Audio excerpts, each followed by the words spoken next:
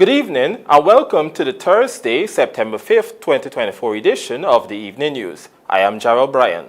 Let's take a look at some of the lead stories tonight. Toll-free bridges, a good initiative, VP JAGDEO defends against criticisms.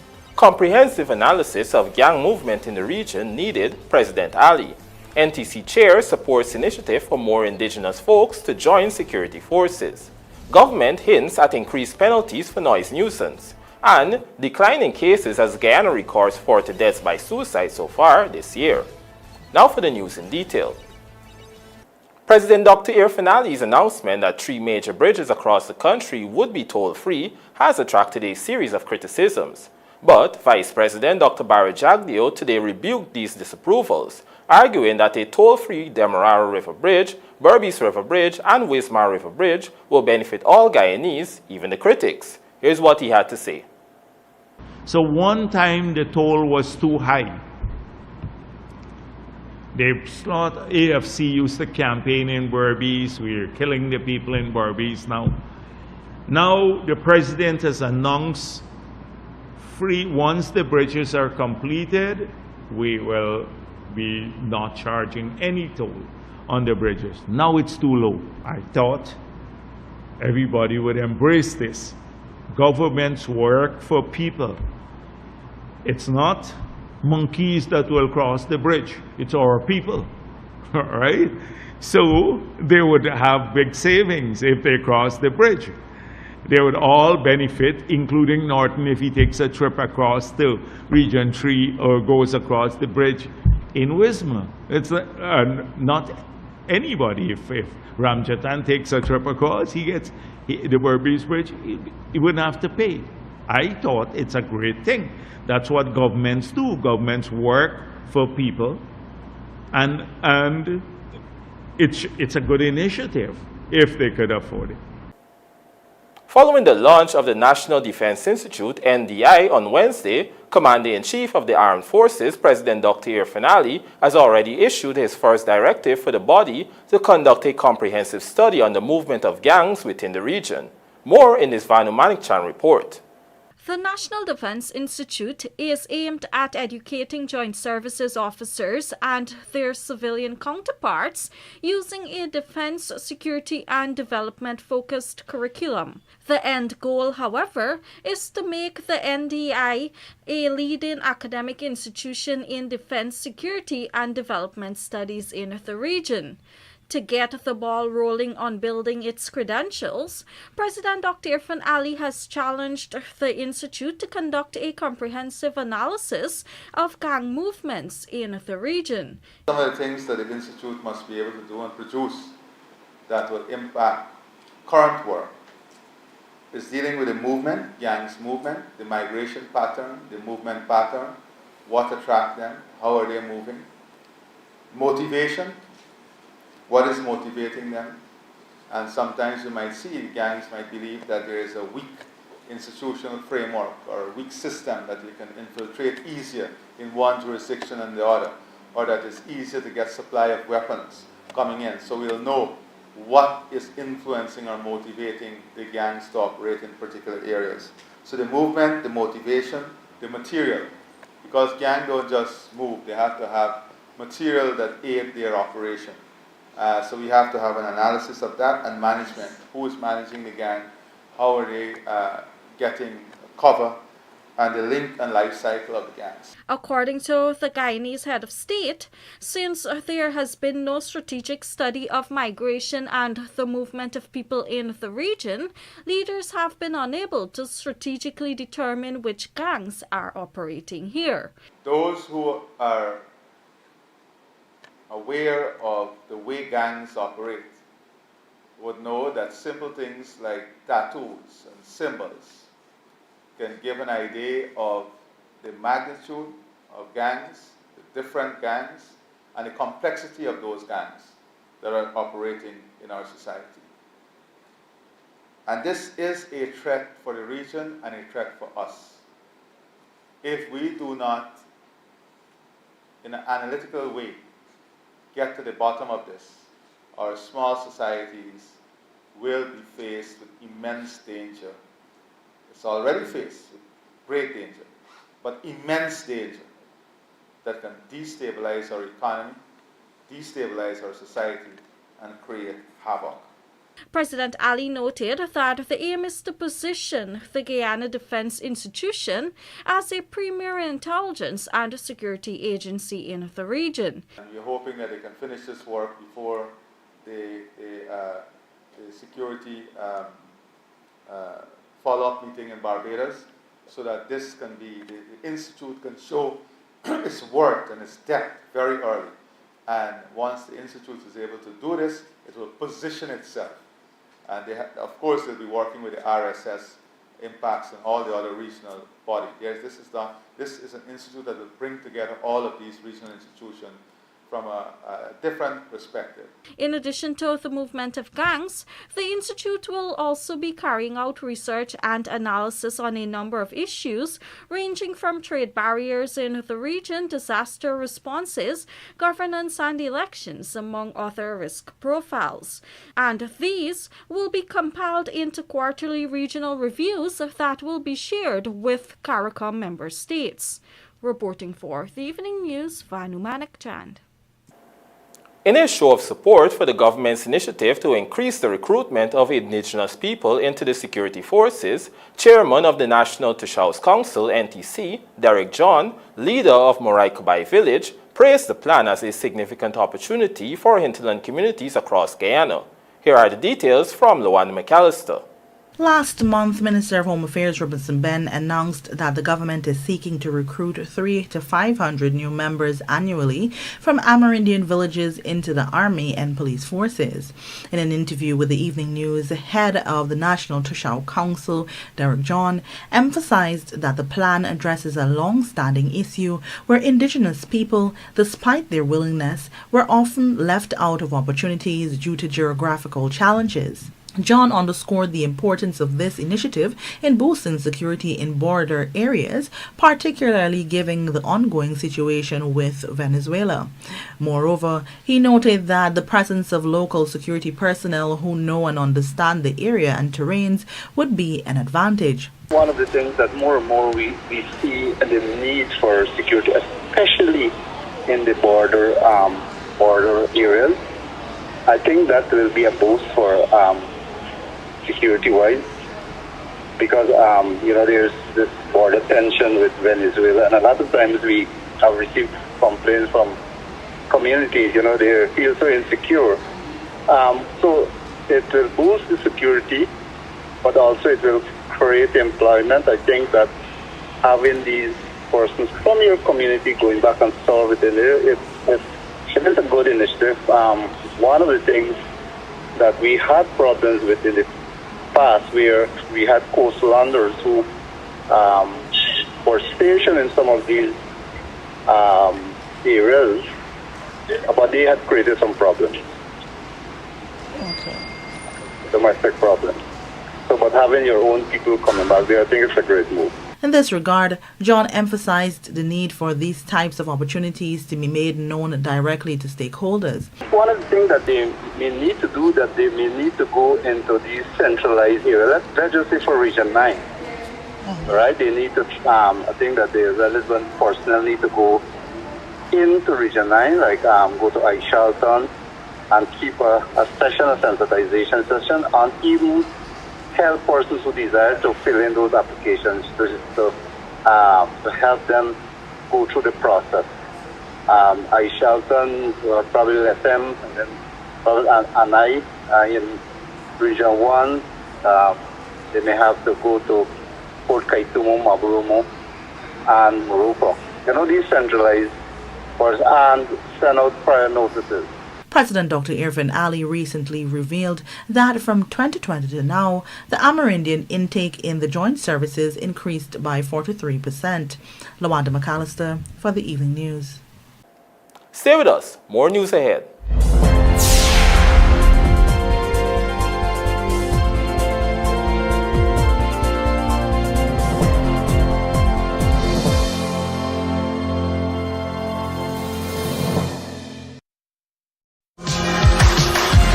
Mechanics, Sylvie's has all the equipment you need to make your job easier and your business profitable. Visit our 31 High and Hatfield Street store and choose from our wide array of shop presses, engine hoists, oil drain pans, parts washers, jack stands, bottle and floor jacks, hand tools and much more. Can't make it to the store? Shop online at sylviesonline.com and have it delivered. Call or WhatsApp 623-7755 for more info.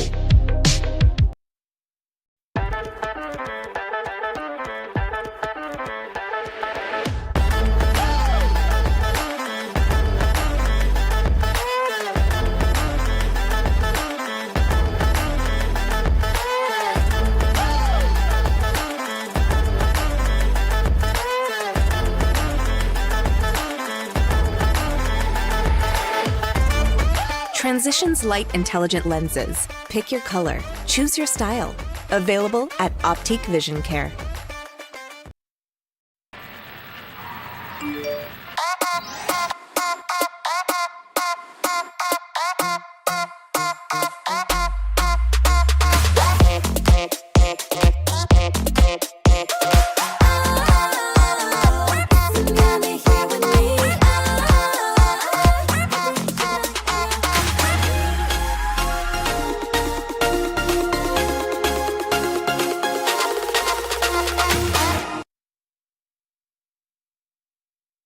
Guys, I think I'm in love!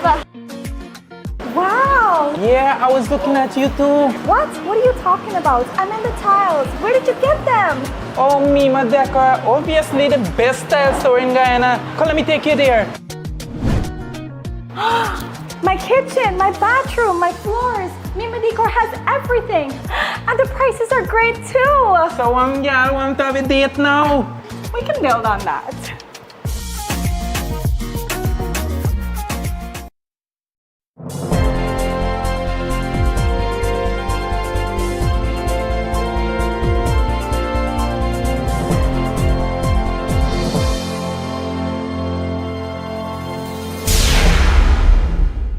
Welcome back. You're watching the evening news.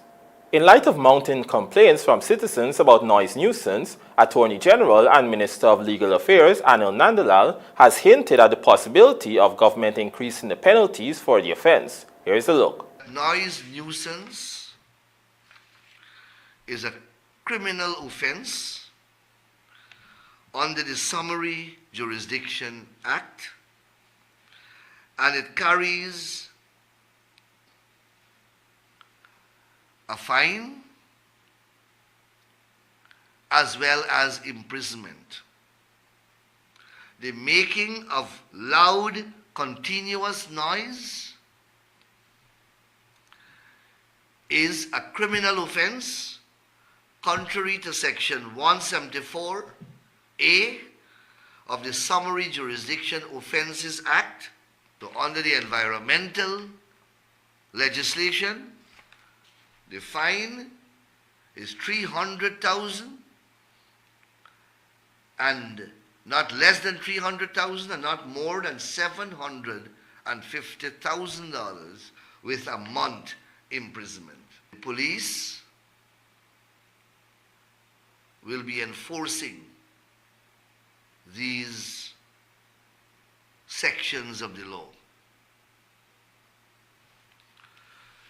If it is that we have to increase the penalties, as we plan to do in many traffic offenses, we will do that in relation to noise nuisance. The police have the power to seize the noise-making instruments as well. And perhaps it's a draconian thing to do, but perhaps we have to start these campaigns all over again. I keep saying, while you can make noise and while you can play loud music or play music, you cannot play it so loud that it will constitute a nuisance to your neighbor. As Guyana prepares to observe World Suicide Prevention Day later this month, Health Minister Dr. Frank Anthony is urging the general public to reflect on the lives lost this year. Here's more from Trishelle Sobers. Guyana experienced a significant decline in the number of deaths caused by suicide for 2024, with 40 cases recorded during the period January to August. In 2023, the Health Ministry had recorded 100 deaths by suicide across the country. In an interview with the Evening News, Health Minister Dr. Frank Anthony explained that the number of cases this year is relatively low. Moreover, he said the ministry's mission is to keep it that way. I think we are improving. At one time, Guyana had the second highest rates of suicide. Not the absolute numbers, but relative to our population. Because when you do these numbers with the WHO, it is how many persons commit suicide per 100,000. So when we do it that way, it looks like a huge number. But the absolute number, as compared to many other countries, it's relatively low. But even so, we believe that it's high. Persons battling suicide often experience suicidal thoughts due to various stressors, including shame, work-related stress, family and personal issues, anxiety, and depression. However, support and assistance provided to these individuals can be life-changing, especially since many lack a robust support network. Recognizing this, the Mental Health Unit, through a partnership with Canadian non-profit organization International Development and Relief Foundation, IDRF, trained and certified 800 individuals this year as community gatekeepers. These individuals were equipped with knowledge and skills needed to understand how stigma can impact a suicidal person's life, help them to explore how they might overcome prejudice and discrimination related to their suicide, or how they might internalize the stigma, resulting in shame, depression, and lowered self-esteem. Dr. Anthony believes that by fostering empathy and patience, the Guyanese society can create an environment where individuals feel supported and understood, potentially reducing the occurrence of suicide. These are influential people in the community that we're giving them the basics for them to recognize people who are in distress, who might have depression, and if they do recognize persons like this, to be able to offer them preliminary counseling and then help them or link them to care with the more professional people. We have put in place a suicide prevention commission, and they have been working. There's a multi-stakeholder group, and part of their job is to make sure they have a plan to roll this out across the different regions. This year, World Suicide Day will be observed on September 10 under the theme Changing the Narrative in Suicide, with the call to action, Start the Conversation. Trishelle Sobers, Evening News. In an effort to deal with traffic congestion, some major roads in Rose Hall Town will now be facilitating one-way traffic during peak hours in mornings and afternoons. Our Barbies correspondent Andrew Carmichael tells us more. Severe traffic congestion in Rose Hall Town in Region 6, East Berbice Quarantine, has resulted in the traffic department taking a decision to turn certain roads into one-way thoroughfares during peak hours, similar to what is being done in the city of Georgetown and on the east bank and east coast of Demerara. The town's mayor, Dave Boudou, says in the light of complaints of the constituency, the municipality engaged the police to come up with a workable solution. To come up with a reasonable solution, how they can divert or put system in place to correct or temporarily solve this problem, because this is an ongoing issue since Port Morant Market is right next door to us, and we all know how difficult it is to get through Rosal and Port Morant, especially during school times. Meanwhile, Traffic Chief Senior Superintendent Mahendra Singh says the traffic congestion issue is not unique to Rose Hall Town. Nevertheless, he said this situation, which is already being implemented in other parts of the country facing similar issues, is workable. We recognize that it's a workable solution to specifically Rose Hall, where there exists a particular roadway, but owing to its dimension and our parking and the businesses, owing to growth, economic growth and otherwise, you have to find a solution where traffic could flow unimpeded to, one, cater to the volume, two, that school has reopened, three, with the movement of people and services as well. So coming to more Region 6 specific was to actually put this thing into a perspective that the road will now facilitate traffic going westbound, utilizing one of the streets not too far off the public road, and that police would regulate the flow of traffic between specific timings of the day, Monday to Friday. This arrangement will be activated between 7 hours and 9 hours 30, and again between 14 hours and 15 hours 30. So there is no implication that anyone should go with any ideas that the roads have changed suddenly to be a one-way flow of traffic. Does not happen. The existing roads will facilitate the smooth flow of traffic, much to the benefit of a road user. Meanwhile, Divisional Commander, Senior Superintendent Shiv Prasad Bacchus explained that the other two towns in the region do have one-way roads, unlike Rose Hall. But this would not hinder in regards of the commercial vehicles. The one-way road would only cater for those private and small vehicles that would have traversing within that period that recommended and so forth. So no hindrance for the commercial who would want it to go and offload the commodities at any time given. When you say commercial, you're referring to hire cars? We're speaking about those supply chains of vehicles.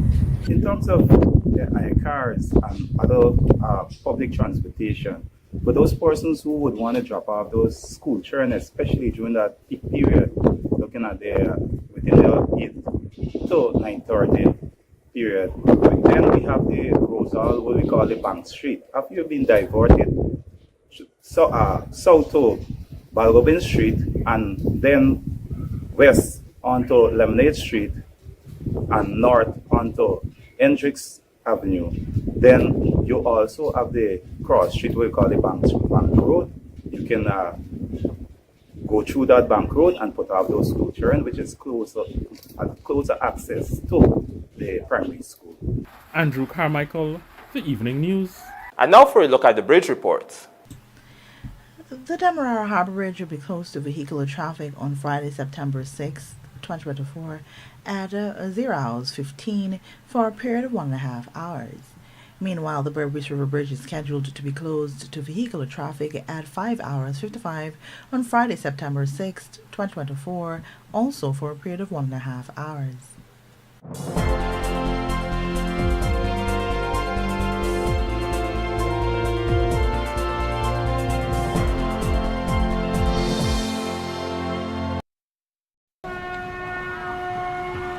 It's Scipio, it's Scipio.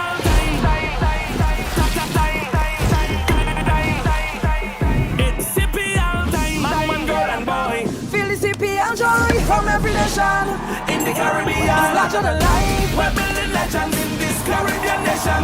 We're all in. It's Scipio time. We're all in. Republic Bank, title sponsor and official bank of the Republic Bank Caribbean Premier. Looking to bring your dream home to reality? Or simply taking on a home improvement project? Then National Hardware Limited is where you should start. Let us put that touch to your home.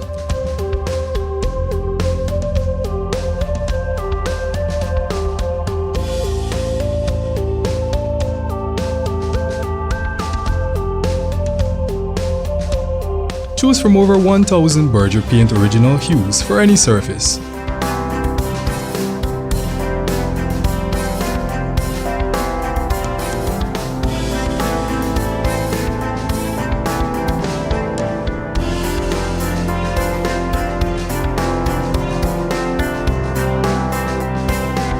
We are known for our trusted brands such as Westinghouse, Philips, Sadco, Rubbermaid, Pyrex, Gibson Home, and so much more.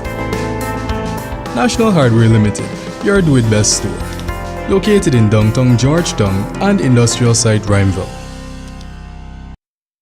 In today's tough driving conditions, every engine faces three powerful enemies: engine heat, pollutants, and frequent short trips.